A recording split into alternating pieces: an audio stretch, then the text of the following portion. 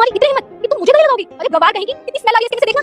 Issue, तुम पागल हो गई हो क्या? तुमने बिना कुछ सोचे समझे इनके ऊपर हाथ कैसे उठा दिया? अरे इन जैसों के लिए मैं सोचूंगी समझूंगी क्या? अरे कोई मेरे बिना परमिशन के मुझे गले लगेगा तो मैं उसे थप्पड़ ही मारूंगी ना, उसकी पूजा तो करूंगी नहीं। और इनकी मुझे स्मेल कितनी आती है, इसके कपड़े तो देखो।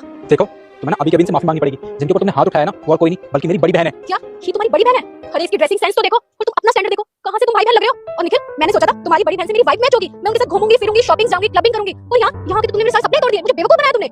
देखो बस बहुत हो गया तुम्हारा। तुम मेरे सामने ना मेरी बहन के बारे में ऐसा कुछ नहीं बोल सकती हो। अभी से माफी मांगो। Sorry my fault. अरे निखिल बेटा आ गया तुम। नमस्ते माँ। नमस्ते, कैसा है? मैं ठीक हूँ माँ, आप कैसी हो? मैं भी ठीक हूँ। और ये बहू है ना? जी माँ, ये आपकी बहू। बहू तो बेटा बहुत सुंदर है, पर बेटा एक बात कहूँ तुझसे, मैंने तुझे शहर पढ़ाई करने के लिए भेजा था। मुझे लगा कि तू इंजीनियर बनेगा और उसके बाद मैं अपनी बेटी की शादी करूंगी, पर तूने खुद की शादी कर ली और हम दोनों को बताना भी जरूरी नहीं समझा।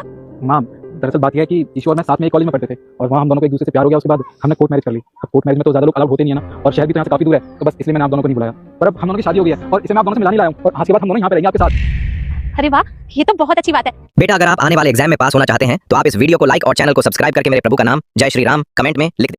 माँ तो मुझे ना कुछ पैसों की जरूरत है। कुछ पैसों की जरूरत है? पर तुझे किसके पैसे चाहिए? वो माँ, मैं चाहता हूँ कि मैं शहर जाके पढ़ाई लिखाई करूँ और मैं इंजीनियरिंग करना चाहता हूँ, और इंजीनियरिंग की फीस के लिए मुझे 4.5 लाख रुपए चाहिए। अगर आप ये पैसे मुझे दे देंगी तो मैं अपनी पढ़ाई पूरी कर लूंगा। तो पागल हो गया है क्या?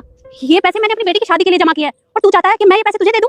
माँ मुझे पता है ये पैसे दीदी की शादी के लिए है, पर आप खुद सोचिए ना कि 5 लाख रुपए में आप दीदी की कहाँ शादी करोगे और कैसे करोगी? अगर कल को मैं बड़ा आदमी बन जाता हूँ, बहुत सारे पैसे कमा लेता हूँ, तो मैं दीदी की शादी अच्छे से अच्छे घर में कर पाऊंगा।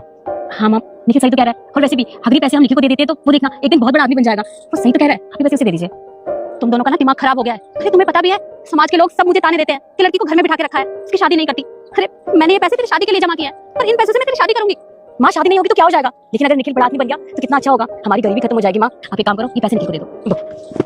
निखिल ये पैसे तुम रखो, और हाँ खूब मेहनत करना और बड़ा आदमी बन के दिखाना, ठीक है? जी दीदी, मैं आपसे वादा करता हूँ कि मैं एक दिन जरूर बड़ा आदमी बन के दिखाऊंगा। अच्छा ठीक है, अगर तुम दोनों ऐसा ही चाहते हो तो मैं मान जाती हूँ, पर बेटा एक बात याद रखना, ये पैसे तेरी बहन की शादी के लिए हैं। अगर तू इन पैसों को वापस नहीं लेकर आया या तूने पैसे नहीं कमाए तो तेरी बहन की शादी नहीं होगी। माँ मैं आपसे और दीदी से आज एक वादा करता हूँ कि मैं पढ़ लिखकर बहुत बड़ा आदमी बनूंगा, बहुत सारे पैसे कमाऊंगा और आपको कभी निराश नहीं करूंगा। और हाँ, दीदी की शादी ना बहुत अच्छे घर में करवाऊंगा मैं चलता हूँ।